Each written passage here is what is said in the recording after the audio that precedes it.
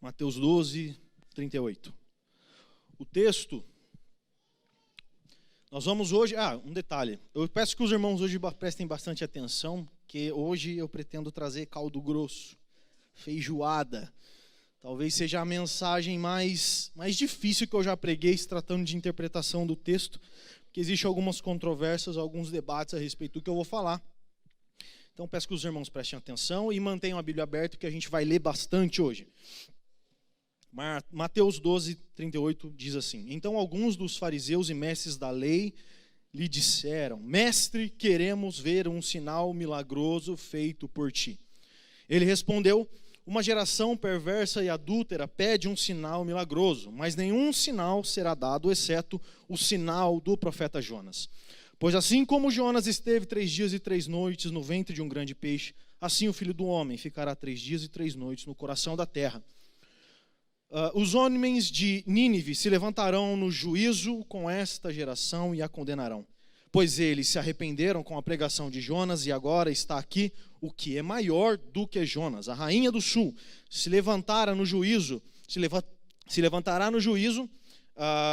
com esta geração e a condenará. Pois ela veio dos confins da terra para ouvir a sabedoria de Salomão e agora está aqui o que é maior do que Salomão.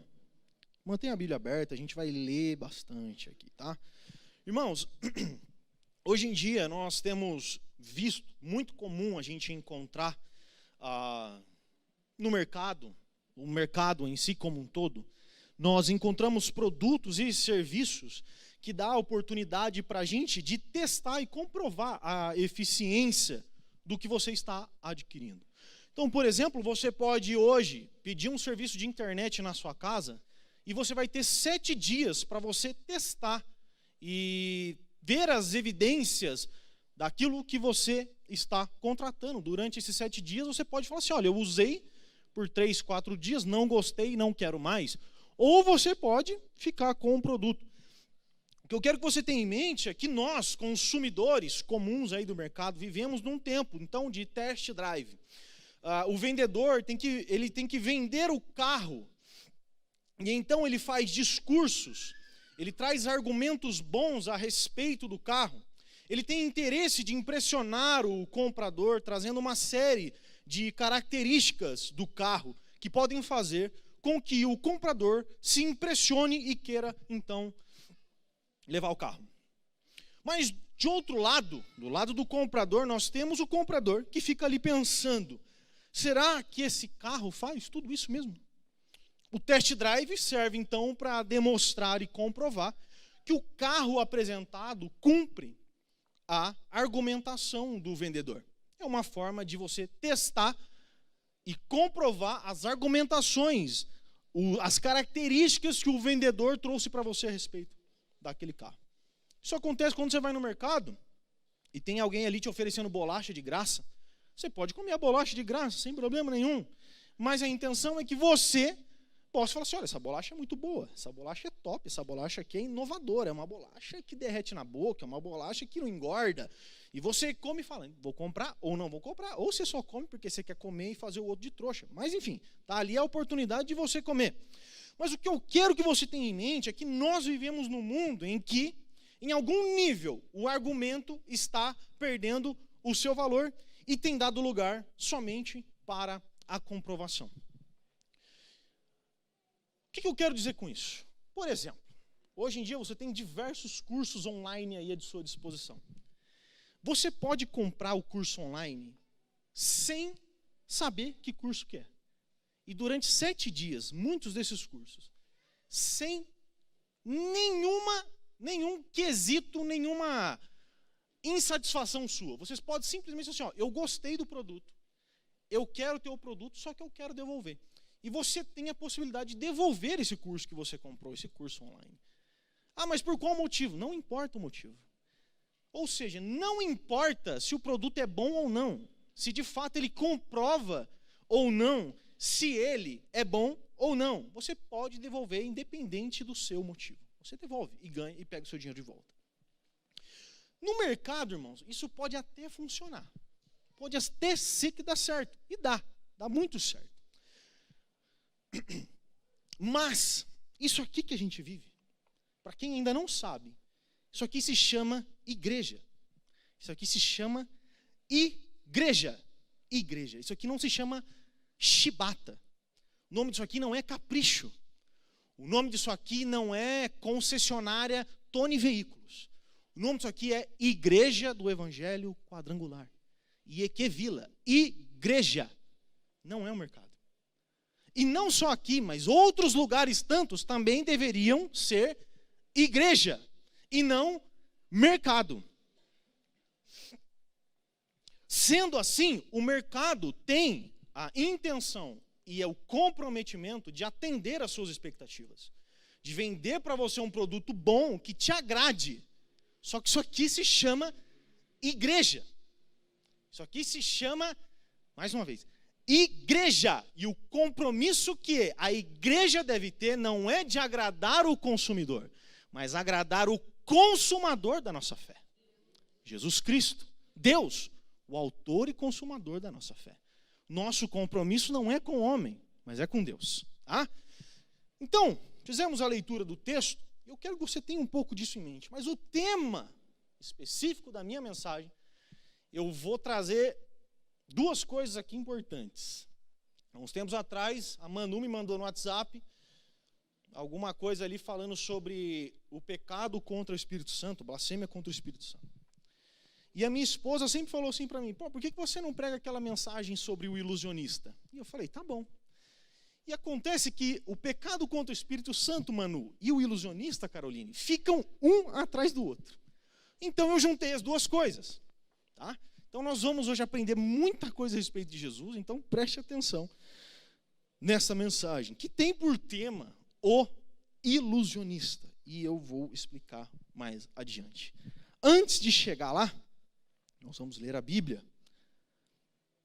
E nós vamos ler, ou melhor, não vamos ler a Bíblia, mas eu vou trazer um contexto maior para a gente entender por que eu li Mateus capítulo 12, do 38 adiante. Quando nós pegamos o livro de Mateus, irmãos, e nós começamos a ler, nós vamos ver lá no começo, capítulo 1, 2, 3 e 4, Jesus nascendo, o João Batista na barriga, e a mãe, etc. Depois nós vemos Jesus indo ser batizado. No capítulo 4 nós vemos Jesus sendo tentado. No capítulo 5, nós vemos, a partir do capítulo 5, 6 e 7, o Sermão do Monte. E a partir do capítulo 8, nós começamos a ver no livro de Mateus milagres sendo feitos. Nós olhamos lá no capítulo 8, Jesus cura um leproso, cura o servo do centurião, no verso 13. No verso 14, ele cura a sogra de Pedro. No verso 16, ele expulsa demônios e cura doentes. E no verso 17, traz o relato de que a cura, a expulsão e a cura desses doentes é o cumprimento das profecias de Isaías. Depois, no verso 26, ainda no capítulo 8, nós vemos Jesus acalmando a tempestade. E por fim, nós vemos lá no final do capítulo 8, Jesus expulsa o demônio do gadareno. Depois, no capítulo 9, Jesus cura e perdoa o pecado do paralítico, que é levado pelos seus amigos ali, que levam até Jesus. E é interessante essa história. Eles pegam um paralítico, levam até Jesus, e Jesus fala assim, seus pecados estão perdoados. Aí os fariseus e escribas que estavam ali falam assim, não, mas como assim? Por acaso você é Deus para perdoar pecado? Quem perdoa pecado é somente Deus. E Jesus responde, o que é mais fácil? Perdoar pecado ou fazer o paralítico andar? Claro, fazer o paralítico andar acho que é mais plausível do que perdoar pecado. Então tá bom. Seus pecados estão perdoados, levanta e anda. E aquele homem é curado. E sabe o que acontece? Logo após, esses caras começam a maquinar planos para matar Jesus. Já no capítulo 9. Enfim. Jesus ali no capítulo 9 também cura a mulher do fluxo de sangue. Depois no verso 25, ele ressuscita uma menina. Depois no 30, ele cura cegos. E depois no 33, Jesus expulsa demônios de um homem mudo, que volta a falar. No 34, então, no final do capítulo 9, aparecem os fariseus dizendo: é pelos príncipes dos demônios que ele expulsa demônios. Beleza. Capítulo 10, Jesus envia os 12 discípulos e dá autoridade para eles expulsarem demônios e operar milagres curando as pessoas.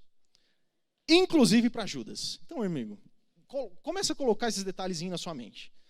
Inclusive Judas foi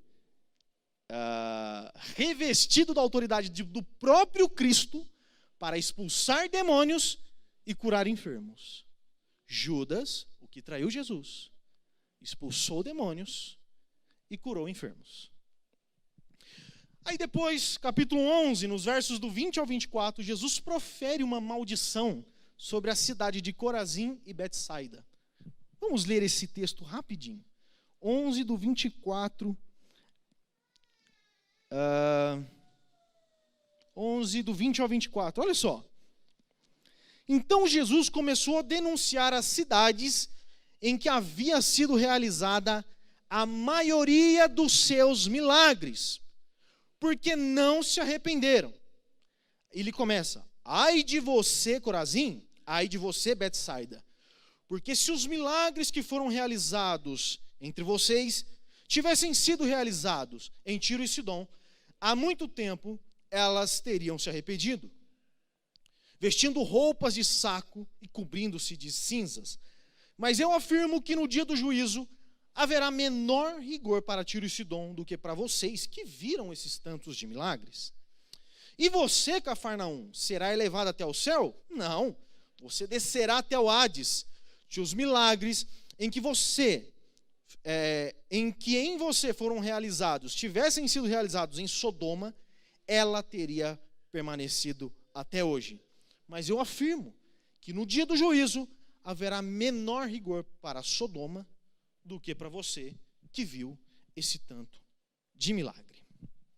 Então a gente vai lá para o capítulo 12, onde eu comecei a ler a partir do verso 38.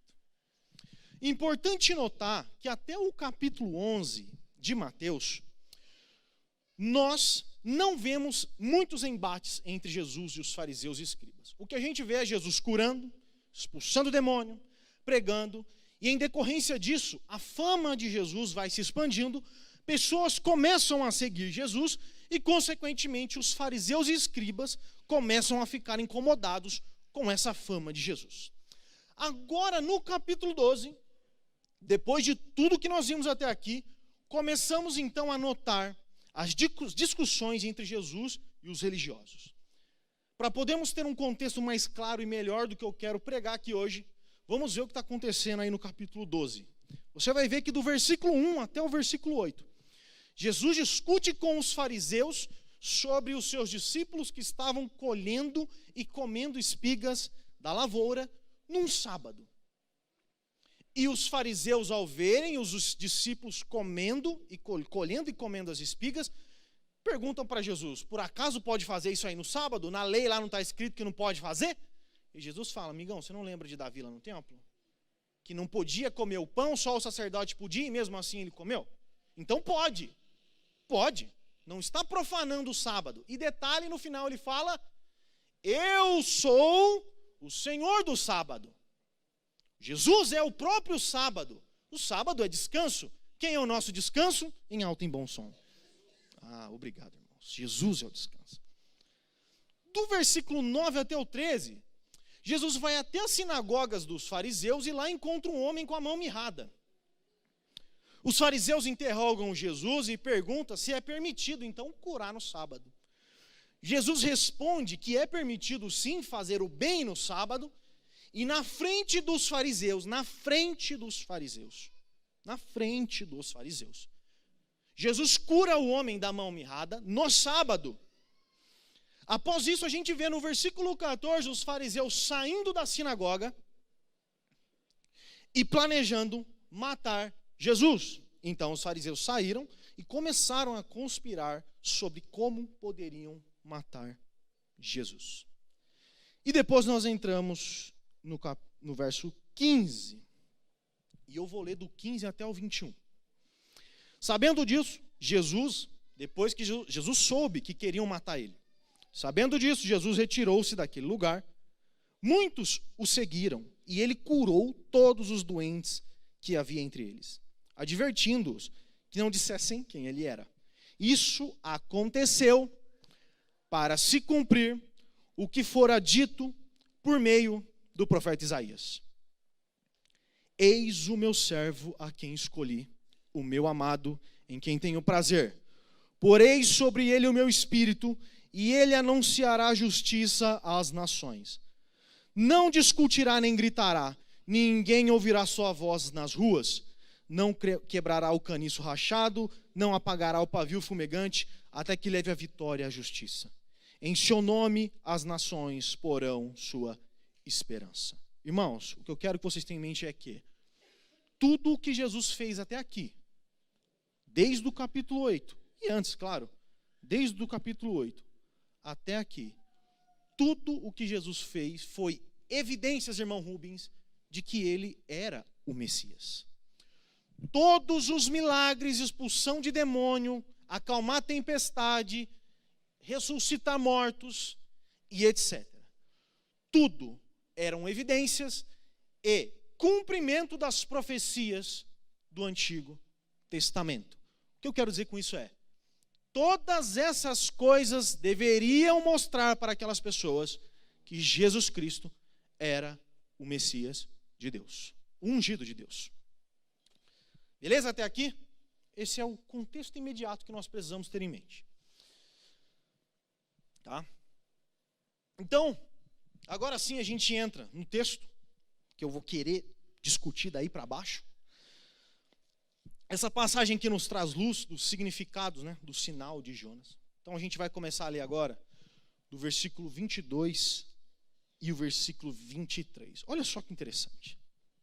Que esse aqui agora é o contexto imediato. O que a gente viu antes, do 21 para trás, é um contexto um pouco mais distante do verso 38 para frente que eu li. Agora a gente parte de um contexto mais imediato, mais próximo do que é o sinal de Jonas. Depois disso, levaram-lhe um endemoniado que era cego e mudo. E Jesus o curou, de modo que ele pôde falar e ver.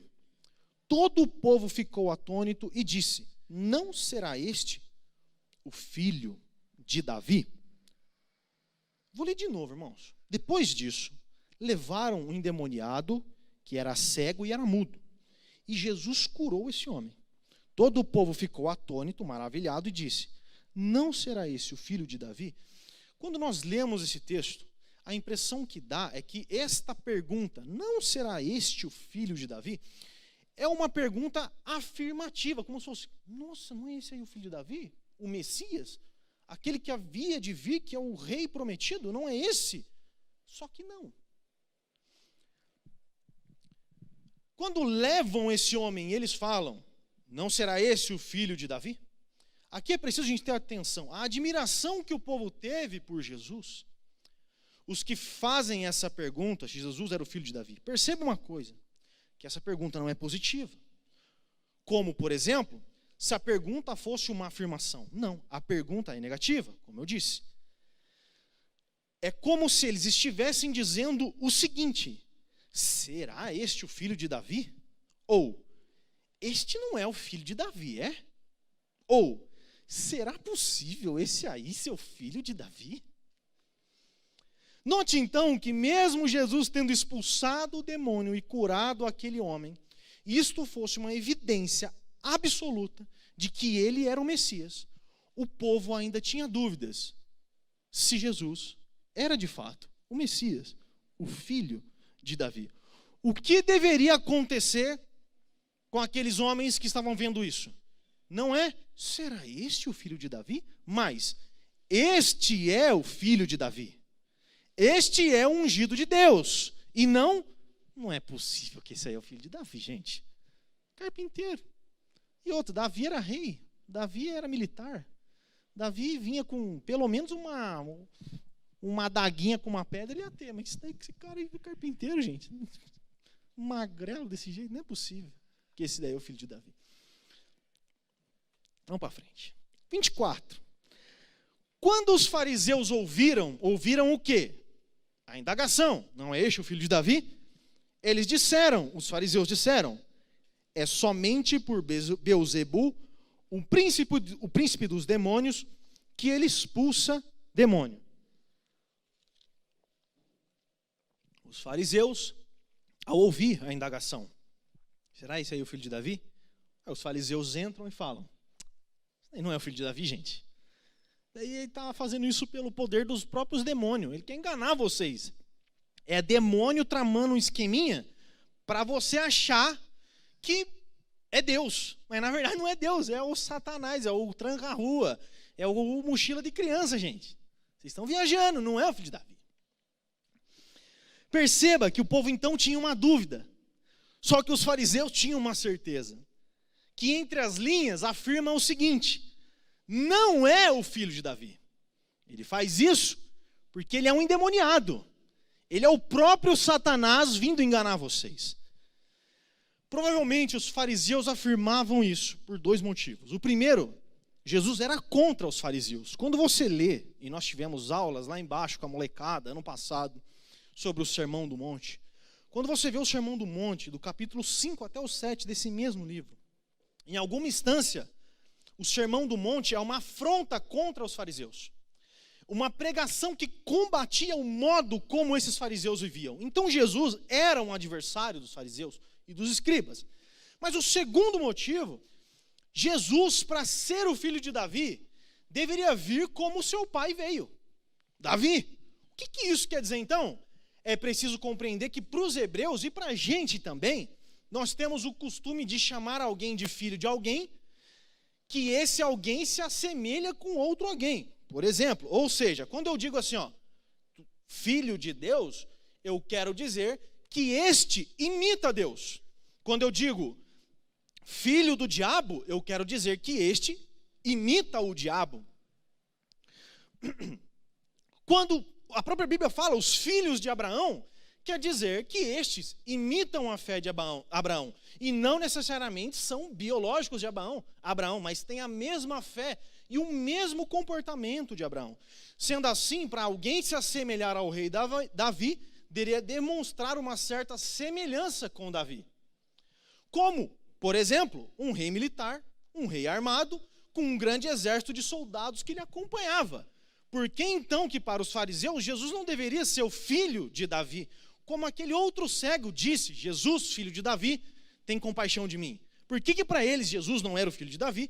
Porque Jesus não se assemelhava com Davi. Davi era um rei militar, um rei poderoso, um rei rico, um rei que tinha um exército, um rei que veio com poder político, com poder militar.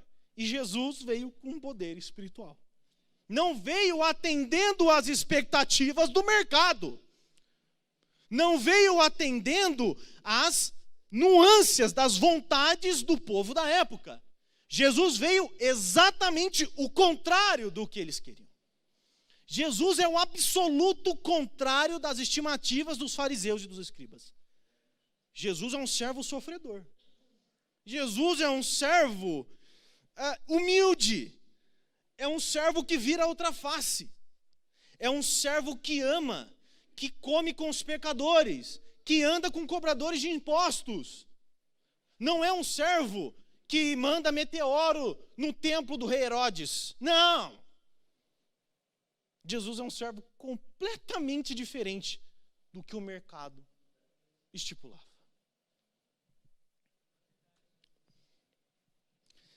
Do 25 até o 27. Então Jesus diz o seguinte: todo reino dividido contra si mesmo será arruinado, e toda cidade ou casa dividida contra si mesma não subsistirá. Se Satanás expulsa Satanás, está dividido contra si mesmo. Como então subsistirá o seu reino? E se eu expulso o demônio por Beelzebu, por quem expulsa os filhos de vocês? Olha só, a intenção de Jesus aqui é dizer o óbvio. Ele estava trazendo à tona uma questão básica de governo. O Brasil, temos aqui no Brasil o presidente Jair Messias, que não é o Messias, Bolsonaro. O papel importantíssimo do Bolsonaro é eleger ministros que colaboram com o seu governo, e não que nadam contra o seu governo. Então ele vai e coloca os ministros e distribui cargos que vão auxiliar no seu plano de governo. Uma vez que o Bolsonaro coloca pessoas que não auxilia, que nada contra as suas vontades, ele está destruindo o seu próprio governo. Mas isso não é óbvio, isso não é evidente, isso não é tão... uma criança entende isso. Todo reino dividido não prospera. Não prospera. Então Jesus deixa muito claro que se é por Satanás que ele expulsa demônios, então Satanás está se autodestruindo. E agora vem o verso 28. Mas, se é pelo Espírito de Deus que eu expulso demônios, então chegou a vocês o reino de Deus. Perceba como Jesus finaliza essa parte do seu discurso. O argumento de Cristo aqui chama a atenção para o seu próprio ministério, particularmente de expulsar demônios, que era evidência suficiente de que era chegado o reino de Deus.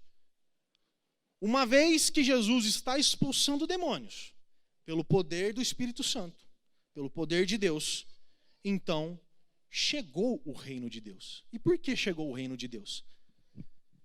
Eis aí, ungido para pregar boas novas aos quebrantados, curar os enfermos, libertar os cativos, expulsar os capeta, pregar a palavra.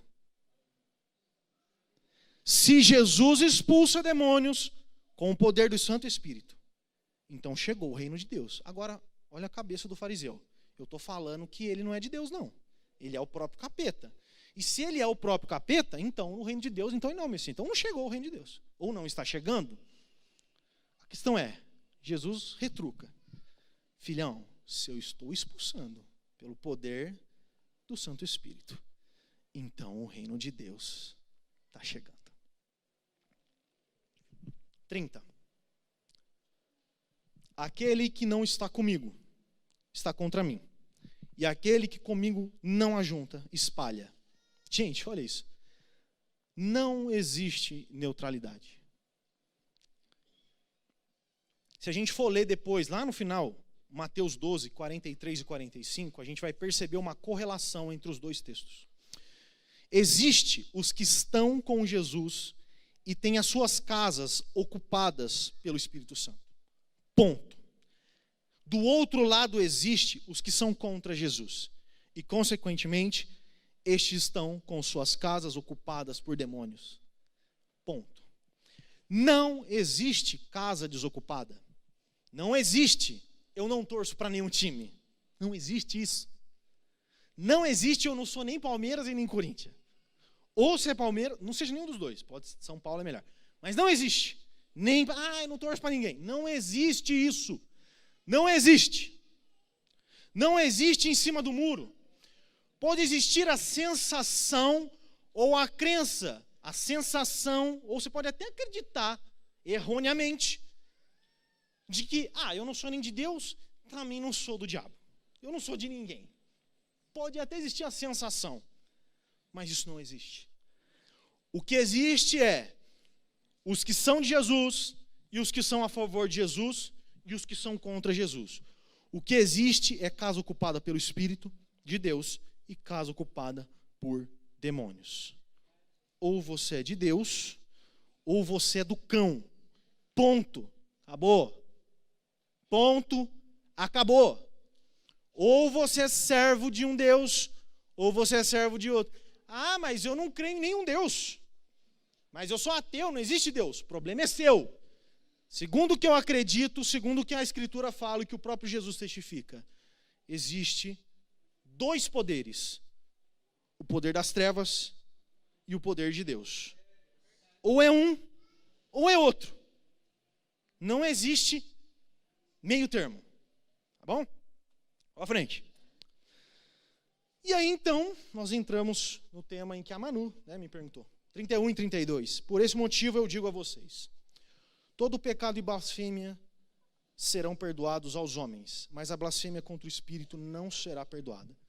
Todo aquele que disser uma palavra contra o Filho do Homem será perdoado, mas quem falar contra o Espírito Santo não será perdoado, nem nesta era, nem na que há de vir. A gente está aqui diante do texto muito discutido. Diversas ideias a respeito do que é blasfemar contra o Espírito Santo existem.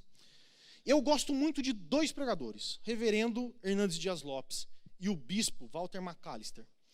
Dois homens de Deus, dois homens muito sérios, homens que são pastores, que administram igrejas, que pregam recorrentemente. Porém, embora eu goste dos dois, eles se divergem nesse ponto. E eu quero trazer para vocês a explicação de ambos. O reverendo Hernandes Dias Lopes diz o seguinte: pecar consciente e deliberadamente contra um conhecimento claro da verdade é evidência da blasfêmia contra o Espírito Santo. E por natureza esse pecado faz com que o perdão seja impossível, porque a única luz possível é deliberadamente apagada. A blasfêmia contra o Espírito Santo é a atitude consciente e deliberada de negar a obra de Deus em Cristo, pelo poder do Espírito, e atribuir o que Cristo faz ao poder de Satanás. Então a gente precisa perceber que o reverendo Hernandes, ele diz que blasfemar contra o Espírito é atribuir deliberadamente a Satanás as obras de Jesus,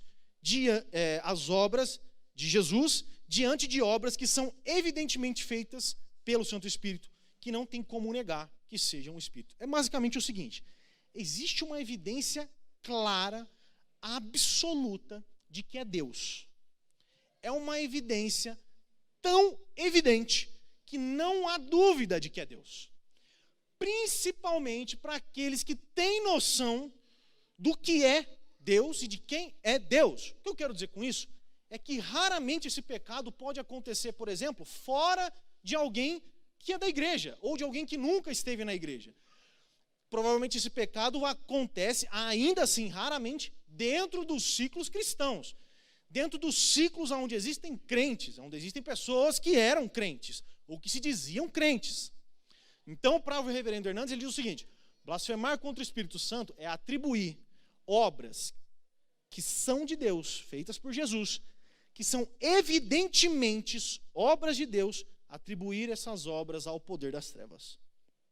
Ponto. Só que o Walter McAllister, ele fala outra coisa. Ele fala assim, pecar contra o Espírito é a rejeição do Filho de Deus, de Jesus.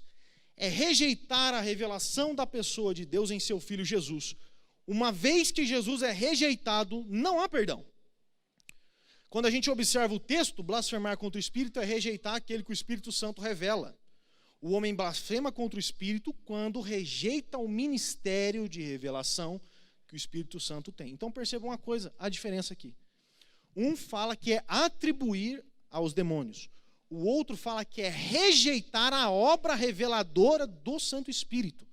É como se o Espírito Santo testificasse sobre Jesus e conscientemente e repetidamente, diversas vezes, a incredulidade tomasse conta do coração.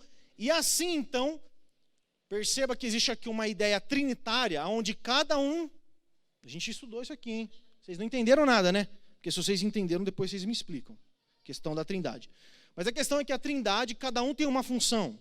Deus é como se fosse um planejador, Deus Pai, um soberano Deus. Jesus Cristo é aquele que opera a obra, e o Espírito Santo é aquele que convence que Jesus Cristo é aquele que opera a obra. Blasfemar contra o Espírito, então, seria rejeitar o ministério do Espírito Santo, que, de certa forma, é rejeitar a obra da Santa Trindade, indiretamente. Qual é o problema? O problema é que, para mim, as duas coisas fazem sentido. As duas coisas estão certas. E eu decidi, então, misturar as duas coisas, para deixar mais claro e para a gente sair daqui, belezinha, para a gente partir para a parte final. Blasfemar contra o Espírito Santo, e é um pecado que não tem perdão, é você, conscientemente, deliberadamente, rejeitar o ministério do Espírito Santo, a tal ponto, rejeitar o ministério da obra de convencimento do Espírito Santo, a tal ponto, de ficar tão endurecido e tão incrédulo, a ponto de produzir o fruto de atribuir a Jesus, atribuir as obras de Jesus aos demônios. Então é como se as duas coisas convergissem. A gente precisa brigar. Viu, pastor Walter McAllister, reverendo? As duas coisas eu acho que funcionam. É rejeitar o Santo Espírito e a sua obra, o seu ministério, e de tal forma a ponto de endereçar as obras de Jesus ao próprio diabo. Uma observação que um outro homem faz, MacArthur, para a gente partir para o final. John MacArthur, uma vez pregando, ele disse assim: hoje em dia, a blasfêmia se comete de forma diferente. As pessoas não estão atribuindo a Deus as obras de Satanás. Eles não estão fazendo isso. Eles observam as badernas na igreja, as bagunças carismáticas que existem por aí, olham pessoas imitando o cachorro no meio da igreja, a unção do riso. Eles ouvem pregadores da prosperidade e falsos mestres e atribuem essas coisas a Deus. Está sendo o contrário. As pessoas não estão mais falando que Jesus é o diabo, mas que diabo é Jesus. Que Satanás, as obras enganadoras do diabo, são obras de Deus. É uma blasfêmia ao reverso. É o contrário. Tome cuidado com isso, irmão. Tome muito cuidado. Então, irmãos, até aqui eu expliquei o texto. E a partir de agora, eu vou explicar o sinal de Jonas. Quero entrar nisso aqui, para a gente perceber o contexto por completo e a gente levar esse ensinamento para a nossa casa. Depois de tudo o que aconteceu, a gente começa no versículo 38. Depois de tudo o que aconteceu, de tudo que Jesus ensinou. E percebam que aqueles homens, fariseus, escribas, eram blasfemadores. Evidências claras e absolutas estavam diante dos olhos deles. E mesmo assim, eles estavam rejeitando o ministério do Santo Espírito e atribuindo a Satanás as obras de Jesus. No versículo 38, depois de tudo o que aconteceu, eles vêm a Jesus e falam assim: ó, mestre, queremos ver um sinal milagroso. Ô mestre, faz um sinal para nós aí. Eu queria estar lá para esmurrar esses caras na porrada. Depois de tudo o que aconteceu, eles acabaram de ver um endemoniado, cego e mudo, a ser expulso do demônio, e esse cara começou a falar. E eles vêm com a educação, sabe? Vossa excelência é um político corrupto? É isso que eles estão fazendo. Mestre, de forma educada, mostra pra gente um sinal. Quando você lê Lucas 11:16, que é o texto correlativo, é o texto paralelo, é a mesma coisa, Lucas fala assim, ó, que eles vieram até Jesus, escribas e fariseus, e falaram assim: mestre, mostra-nos um sinal do céu. Este pedido, de certa forma, ele era correto. E por que ele era correto? Os fariseus, eles conheciam as escrituras, eles conheciam a lei, os profetas, eles sabiam. E quando você vai ler, por exemplo, Êxodo 4, do verso 1 até o 9, você vai ver Deus falando assim para Moisés: Moisés, vai lá e fala para o povo que o eu sou está mandando você e que eu vou libertar geral. E Moisés fala assim: só que tipo assim, eu vou chegar lá de mão abanando, o que eu vou fazer para que eles confiem no que eu estou falando para ele? Aí Deus fala assim: ó, o que está aí na sua mão? Um cajado. Joga no chão. Ele joga no chão, vira uma cobra. E ele até se assusta: uma cobra, oh meu Deus. Pega pela cauda, e ele pega pela cauda e volta a ser um cajado. Caso eles não acreditem na sua palavra, faça isso para eles. É um sinal de que sou eu que estou falando. Mas não é suficiente? Talvez eles não acreditem, né? Põe a mão no peito. Aí ele põe a mão no peito e a mão dele fica com lepra, toda branca. Agora põe a mão no peito de novo. Olha, voltou normal. Se eles não acreditar no primeiro sinal, faz o segundo. Que daí eles vão acreditar que sou eu que estou falando. Então perceba que pediram um sinal, o sinal era uma evidência de que era a voz de Deus.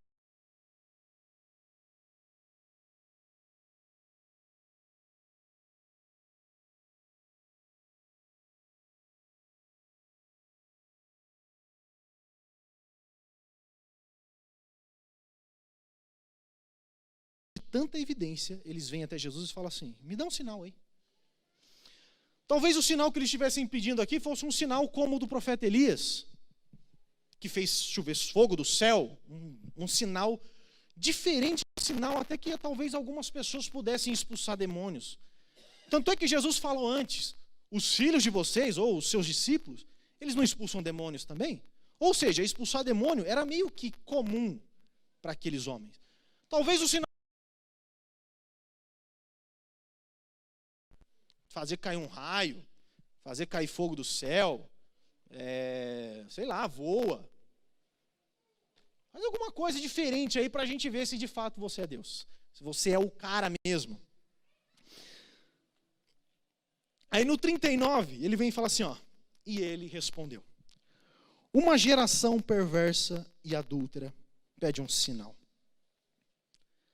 Uma geração perversa e adúltera. Agora perceba aqui quão grave é isso que Jesus está falando. Geração má, perversa e adúltera. Jesus não está falando que esses homens eram adúlteros que traíam suas esposas. Ele não está falando isso. Ele não está falando de matrimônio. Aqui Jesus está trazendo à tona o adultério espiritual e teológico. O que é o adultério teológico aqui? Eles estavam falando que não podia curar no sábado, que não podia fazer o bem no sábado. Da onde eles tiraram isso? E Jesus vem e fala, uma geração, talvez incluindo até aqueles que falaram, será que esse aí é o filho de Davi? Uma geração má e adúltera me pede um sinal. Para ficar mais evidente o que Jesus está trazendo à tona aqui, a gente precisa ir lá em Êxodo 32, quando a gente vai no verso 25 ali, mas lá nós vemos o bezerro de ouro. Moisés sobe no monte. E um detalhe, quando Moisés estava no monte recebendo a lei de Deus, as placas da lei de Deus, o monte tremia. Havia uma nuvem negra sobre o monte. Quem tocasse no monte ia morrer. Nenhum animal poderia tocar lá. Eles estavam diante, eu ensinei para a molecada, de uma teofania, uma manifestação visível da presença de Deus, quando Moisés estava no monte recebendo as placas. Só que Moisés demorou demais, e o povo falou assim, Moisés está demorando demais, a gente nem sabe o que aconteceu. Ô Arão, faz um bezerro de ouro para nós. E Arão vira e fala assim, bora, por que não? Vamos cair para dentro. Se vocês tiverem de brinco, de ouro, de negócio, a gente traz aí que eu vou fazer. E Arão faz um bezerro de ouro. Lá em cima do monte, Deus vira para Moisés e fala assim, Moisés, o povo se rebelou contra mim. Eles estão loucos lá embaixo, adorando um bezerro. Eu vou matar eles. E Moisés intercede, não mata não, relaxa. Quando Moisés começa a descer o monte com as tábuas, ele encontra Josué no meio do caminho e fala para Josué. E Josué fala assim, eu estou ouvindo um som de guerra, de festa. E Moisés fala assim, mas não é um som de guerra e de festa. Ele vem descendo e quando ele vê o povo adorando o bezerro de ouro, ele derruba as placas e quebra as placas, demonstrando a quebra da lei de Deus. E depois que ele quebra as placas, ele começa a repreender o povo. E como eu falei aqui no verso 25 de Êxodo 32, Êxodo 32, no verso 25. Moisés viu que o povo estava desenfreado e que Arão tinha deixado o povo fora de controle, tendo se tornado objeto de riso para os seus inimigos. A Bíblia, ela é um pouco, ela traz um eufemismo para o texto. Quando você vai ler, por exemplo, em outras traduções, como na King James, a Bíblia pode trazer assim, e o povo se encontrou nu, despido, a ponto dos seus inimigos zombarem do povo. Nós vemos um eufemismo no texto, e por o fato é que aquele bezerro de ouro não era só uma festa, mas provavelmente estava até tendo orgias no meio do povo adorando o bezerro. E por que eu estou falando isso? O pecado fundamental do homem é a idolatria. O pecado fundamental do homem é a idolatria.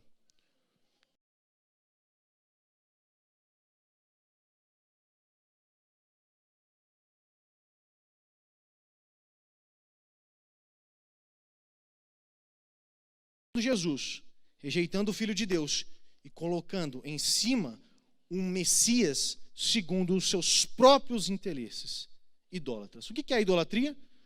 Tirar Deus e me colocar. Quando você mente, o que você está fazendo? A lei de Deus não é tudo isso não. Vou botar a minha vontade de mentir acima da lei de Deus.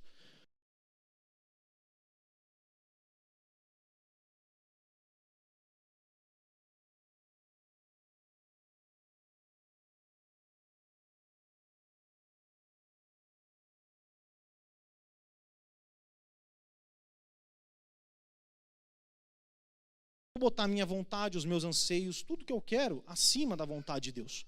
Isso é, todo pecado é fundamentalmente idólatra.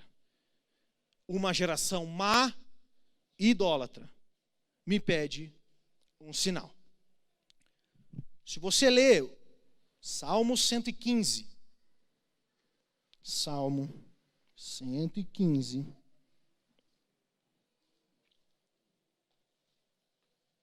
diz o seguinte a partir do 4. Os ídolos deles, e detalhe, irmãos, lá ainda em Êxodo, quando aqueles homens começam a adorar o bezerro de ouro, eles começam a se tornar como o bezerro de ouro, estático, olho e não vê, perna e não anda. Os ídolos, Salmo 115, 4, os ídolos deles de prata e ouro são feitos por mãos humanas. Tem boca, mas não pode falar, olhos, mas não pode ver, tem ouvido, mas não pode ouvir, nariz, mas não sente cheiro, tem mão, mas nada pode apalpar, pés, mas não anda, e não emitem som com a garganta. Tornem-se como eles, aqueles que os fazem, e todos que neles confiam. É interessante perceber que a idolatria te transforma exatamente naquilo que você é. O pecado de adultério, ele te transforma num adúltero. O pecado da mentira te transforma num mentiroso. O pecado da idolatria te transforma num idólatra. E quando você acha que a idolatria é só é um objeto de acrílico que eu vou adorar, você se torna acrílico, você se torna inanimado, você se torna aquele que tem olho, mas não vê, tem pernas e não anda. Assim como aquele povo, em Êxodo 32, estava se tornando idólatra e assim se assemelhando ao bezerro de ouro. Estes homens, também idólatras, uma geração má idólatra, estavam cegos por sua incredulidade. E agora eu quero explicar a questão do sinal de Jonas. Ele fala assim, nenhum sinal será dado, a não ser o sinal de Jonas. Qual é o sinal de Jonas? Como ele ficou 3 dias e 3 noites no ventre da baleia, assim o Filho do Homem também ficará no coração da terra. Jonas, como todo mundo sabe, Jonas, irmãos, talvez seja o pior dos profetas. O pior dos pregadores que a gente tem na Bíblia é Jonas. Deus falou para ele, vai lá em Nínive, um povo mau, que arrebentou com Israel, que provavelmente também vai te odiar. Vai lá em Nínive e prega para eles. Ele diz, não quero. Jonas pega, compra uma passagem de um cruzeiro e vai para dentro do barco. Dentro do barco começa a tempestade e o pessoal descobre que é por causa de Jonas. Jonas é jogado no mar, um peixe engole Jonas e vomita ele 3 dias depois na praia de Nínive. Aí Deus fala assim para ele, agora você vai lá. Agora você vai lá e prega para eles, porque é isso que eu quero. Olha o livre-arbítrio. É isso que eu quero. Não importa a sua vontade. Eu não quero, não interessa se você não quer. Eu quero, e se eu quero, acabou. Você vai lá e vai pregar. Interessante, irmã Tânia, é que Jonas precisava de 3 dias, que a cidade de Nínive era grande, ele precisava de 3 dias para percorrer a cidade. Ele estava tão desinteressado mesmo assim, que ele fez tudo em um dia só. Ele chegava assim, se arrepende aí que daqui 40 dias vai quebrar tudo, tá? Você aí, irmão Márcio, se arrepende aí que, esquece. Daqui a 40 dias, irmão, é o seguinte, 40 dias, ele não, mas você não vai explicar o texto, fazer exegese, não, é o seguinte, se arrepende que a ira de Deus está vindo, 40 dias, tchau. Um dia. O que eu quero falar? Uma coisa interessante, que Deus usa pregador ruim também, igual eu. Deus também me usa. Deus usa pregador desinteressado. Ainda que quando ele fala a palavra de Deus, o que é de Deus, Deus usa também. Se for heresia, não usa. Mas ele usa pregador ruim, desinteressado, ele também usa. É a palavra de Deus só sendo pregada. A questão é, irmã Tânia, que provavelmente, perceba que o que é o sinal de Jonas? Está acabando, meu Deus, 5 minutos, vai acabar já. A questão é que o sinal de Jonas, quando ele vem da praia de Nínive para pregar o povo de Nínive, provavelmente a cidade de Nínive sabia da história de que Jonas estava no ventre da baleia e não morreu. Quando um ninivita olhava Jonas pregando, ele falava assim, o próprio sinal que Deus está operando um milagre é porque Jonas está vivo. Eu sei que você estava lá na baleia. E qual que é a mensagem? Que eu tenho que me arrepender? Então bora, porque é Deus que falou. Porque se você está vivo, só pode ser Deus. E é por isso, então, que ele vem falar assim, olha, Nínive, quando ouviu a mensagem de Jonas, pregador ruim, desinteressado, creram. E vocês que estão me ouvindo, que sou maior do que Jonas, um profeta muito mais elevado, vocês não estão me ouvindo. O único sinal que eu vou dar para vocês é o sinal do profeta Jonas. O Filho do Homem vai para o centro da terra e será sepultado por 3 dias, mas no último ele ressurgirá. Por que o tema da minha mensagem é o ilusionista? É simples, eu queria que a irmã Anne estivesse aqui, que por sinal hoje é aniversário dela. Irmãos, faz sentido, os irmãos sabem aqui que a irmã Anne tem problemas sérios de visão. Por que o tema da minha mensagem é ilusionista? Faz sentido eu levar a irmã Anne num show de mágica? Você já viu mágica para cego? Você já viu isso? Os espectadores do ilusionista são pessoas que, fundamentalmente, precisam de visão. Precisam enxergar. Sendo assim, a nossa querida irmã Anne não está apta a participar de um show de ilusionismo, porque ela não pode ver. Tem sérios problemas. Por que você me pede um sinal se você é cego? Por que você me pede um sinal se você é idólatra? E detalhe, você é tão incrédulo e blasfemo que ainda que eu fizesse chover fogo do céu, você não acreditaria. Então o sinal que eu tenho para você é esse: eu vou morrer e vou ressuscitar. Se isso não é suficiente para você, o problema é seu. Se você veio aqui hoje procurando sinais e maravilhas de um pregador que opera milagres, que faz a sua conta encher de dinheiro, 200 milhões de reais, você veio no lugar e no dia errado. Enquanto eu estiver aqui pregando, o único sinal que eu vou te dar é o do profeta Jonas, que dentro do ventre da baleia saiu vivo. A morte não segurou o meu Senhor, mas no 3º dia ele ressuscitou. Quer sinal? E não somente isso, as pessoas buscam sinais. Nós vivemos num tempo em que as igrejas estão cheias de pregadores prometendo cura, profecias. Vai vir aqui na minha igreja um pregador que revela o CPF, que faz de tudo, pinta e borda e faz milagre. Não é assim? Ele até prega assim, né? Eles fazem isso. Prometendo sinais e maravilhas.